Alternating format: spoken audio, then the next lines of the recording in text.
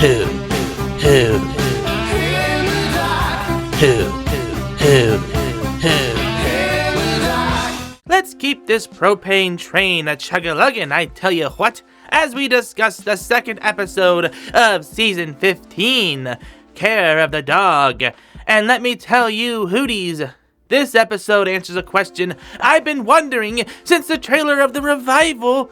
Heck, since the teaser poster, what happened to Ladybird? And I'm honestly glad they didn't actually have Hank's faithful companion pass on screen. As someone that lost a pet in front of me, it's not something I want to see Hank have to go through that. Or Ladybird. Also, this episode didn't make me cry. You did! And like I said with the previous review, I like this Bobby plot better than his squabble with Chain, where Bobby is set on proving he is the man for Connie, and he then helps Con with his marital troubles with men, to show them that he's not as bad as they think he is. But will the Souphanousinphones respect him, or will their shared hatred for him make things difficult? Or not? Let's stop hootin' hollerin', and let's get to discussing King of the Hill, Season 15, Episode 2, Care of the Dog. We begin this episode with Hank's typical interaction with a dumb teen worker at Megalomart, and all Hank wants is some doggone toothpaste, and has to wait for someone to show up, but this giblet head has to giblet head. But Hank doesn't make it better. Is all this really necessary? If I wanted to steal toothpaste, I'd just do it after you unlocked the glass for me. I mean, I know they're all idiots, but you really didn't help the situation with that comment. But I'm sure now that you have your toothpaste, your day can finally get on the right track. Oh wait, I almost forgot.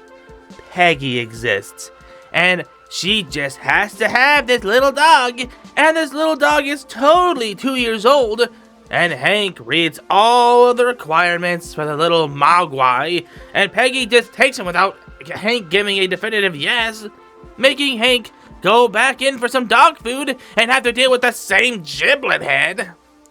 Now, I won't spoil it for you, Hooties. I know they dropped the entire season up at once, like Season 14, which I'm not a fan of.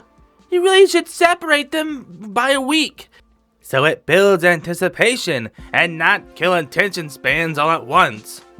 While this happens, we go to Bobby, as he and Connie are heading back home, and he's excited to show her parents that he's a man. However, Min and Con still can't stand Bobby. Min telling him to be gone after dropping off her suitcase. And I'll be honest, as much as I like Bobby's plot in this episode, I really don't like Bobby's millennial writing. Despite being a 90s hoot myself, I roll my eyes every time I hear them talk hashtag TikTok cringe speech. I guess this is just a hoot thing. I don't know. Also, I can't stand the Souphanousinphones here, but I think that's not a surprise. Bobby walks in the kitchen to greet his parents and is introduced to Caesar salad, as in Caesar freaking out about the new person in the house, as all small dogs do. And Hank acts like it's Bobby's fault, even though Bobby had no idea that him and Peggy got a dog to begin with. Then again, I understand why Hank is upset. I mean, Hank didn't really want the dog anyways, so it's all around a bad situation. As Hank goes to get Caesar's swaddling blanket, Hank saying, "Way to go, Bobby," when going to get the swaddling blanket is so hilarious. And we get a sense of the annoyance that the dog is already giving Hank, even though we haven't seen or heard Hank dealing with the new little gremlin. Oddly enough, Bobby got him in his swaddling blanket, but it seems he needs to be let out, which of course, Hank has to. But what is Peggy going to do while Hank is humiliated? I need to prepare his ointment so that I can express Caesar's anal glands. Gross. Never mind. I'd rather walk Caesar salad all over Arlen and across the many dimensions before I do that. Ugh. We also see how adorable Caesar looks in his outdoor getup when Con walks outside talking about how Hank's life is falling apart when he's the one living with Bill, and Bill gets him to calm down, and it sounds like they're really getting along. Oh man, talking about those damn strange bedfellows. Ugh. You said it, Boomhauer. But you also have to remember that Bill was in a relationship with Leoma, Con's own mother, so I can see Bill taking Con in and becoming the father figure that honestly Con really needs. I don't really think we heard of his actual father except maybe when Min's father, the general, calls him defended a fisherman.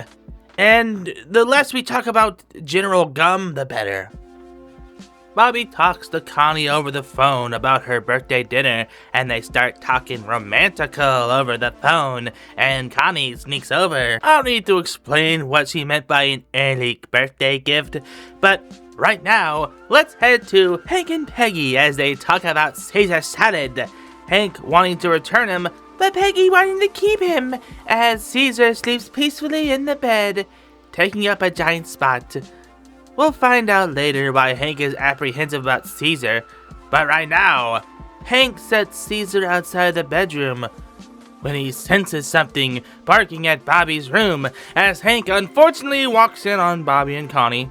Then Peggy walks in, and Connie's parents, as they bicker and argue about Bobby, but what's important is that Caesar was barking because there were strangers in the house.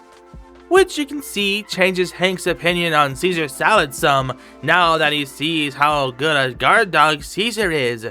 Now about Bobby and Connie's parents, I don't get why Bobby doesn't put his foot down and tell them off like he should have with Min when they first arrived in the episode, and then to Con at this point. I know Hank would have liked to see his son stand on business for his lady, and Connie would like to see Bobby show them that he is a man and that he's good enough for her. Speaking of Con, he takes the opportunity to show up Min and ask Connie and reluctantly Bobby to stay over at Bill's with him so he can spend time with her and get back at Min. And to be fair, it looks like Con really improved Bill's home, making it look less depressing. But he still has to be Bill in keeping Lenore's old nightgowns. If they fit me, they'll fit you. Gross. I don't even want to think why Bill kept them, even after the events of pretty dresses. Aside from maybe a morbid callback, I don't see a reason for Bill to hold on to even the towels, especially the nightgowns. But let's not dwell on Bill. We'll be here for hours trying to detangle the can of night crawlers, I tell you what. I want to talk about how Con blocks Bobby from Connie as he talks about the day he wants them to have for her birthday. Funny enough, as the writing of this script, August is my birthday month. It's interesting that the month this episode takes place is November, which we find that out later on with Bobby's gift. I want to talk about why Con's really blocking Bobby from Connie. Is it because he hates Bobby? Or that he's in dad mode? Or is it that he feels as if he's losing Connie and wants to be the better parent compared to Min? So he tries to push himself in front of her attention so he appears to be the better parent. Which is dumb. She cares about both of them. She's just tired of them both fighting, but I do find this next moment funny. Alright, enough of that. Let's see what Hank is up to. Hank is watching baseball with Caesar when a burglar storms in demanding the jewel safe and politely waits for Caesar to charge in on him, latching on his pant leg until Dale makes him lose a tooth. Hank putting the training on hold while he and Peggy take him to the vet.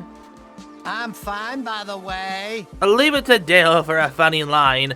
Almost makes me forgive him for hurting Caesar. Or did he? Back at the Nujabes, they can't even enjoy breakfast without Con trashing Min and wanting to make a big party to show her up.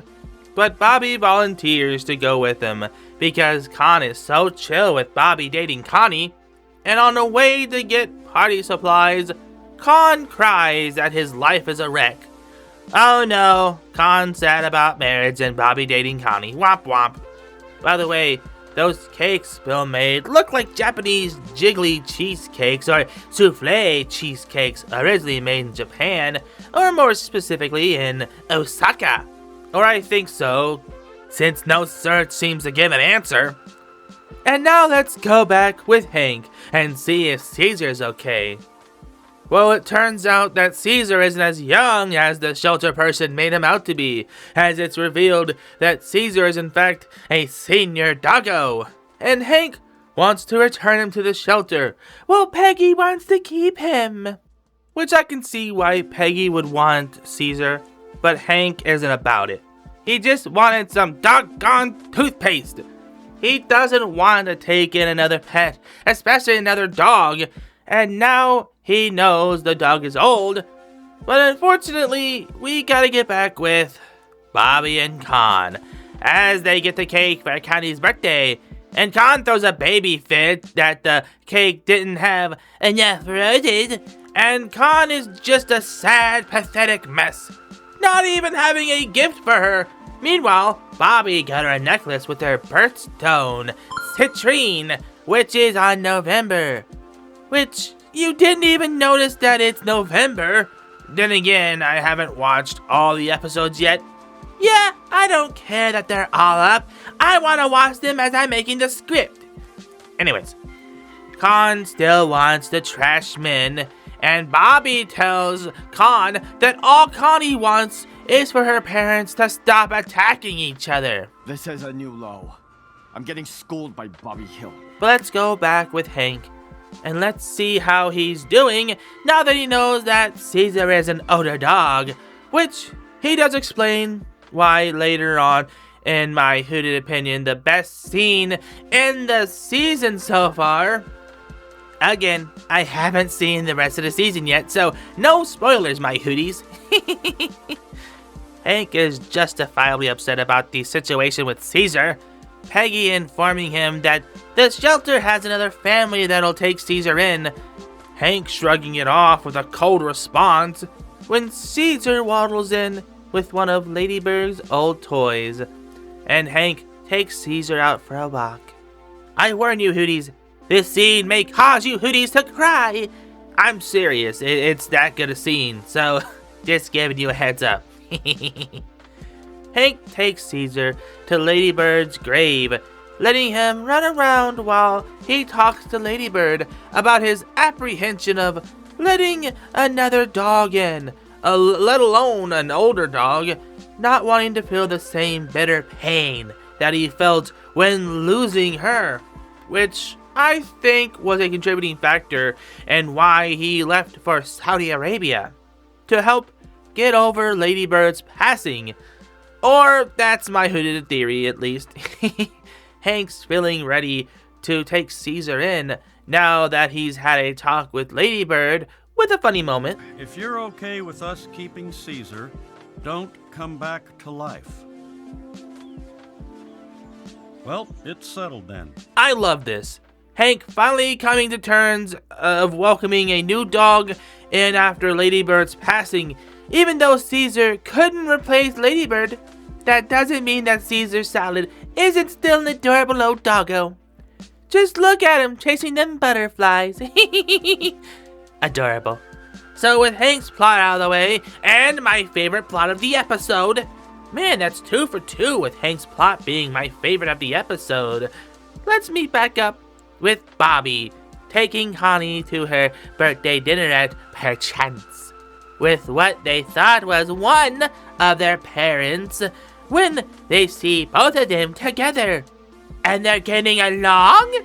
They also ordered everything on the menu, Con passing Bobby's present off as his own, leaving Bobby to sing a bad rendition of My Way. It's Connie's birthday. Sorry, Bobo. But I like Chris Chan's variation, so need a sweetheart. Tell me why I'm stuck in a sad, lonely cage.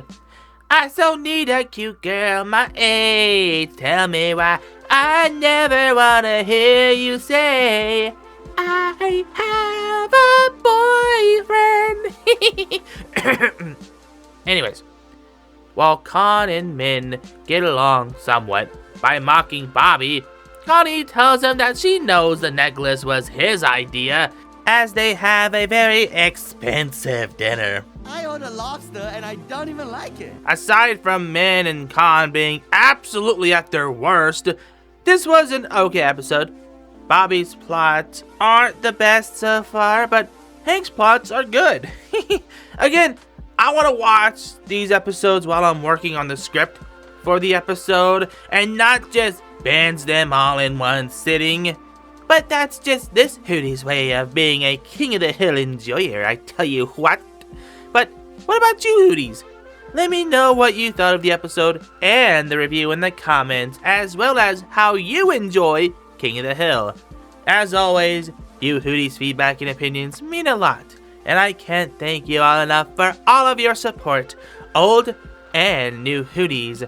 Like the video, share with your fam and cheese, and if you're new to the channel, subscribe today and join the Parliament of Hoots. I'll see you in the next King of the Hill review and more streams from August month. And when you visit the Owlery again, and I give my hoot in the dark. Thanks again for watching. Don't forget to like this video and share it with your fam and cheese, and subscribe and join the Parliament of Hoots today. Check out my other socials like Twitter, Instagram, and even Twitch, even though I'm hardly ever on there anymore. And check out my PlayStation Network account. Also, don't forget to head on down to the Hoot Shop to check out all the Hoot merch today. Check out these videos on the screen, it'll take you to more of my content. Until then, I'll see you when you visit the Owlery again, and I give my hoot in the dark.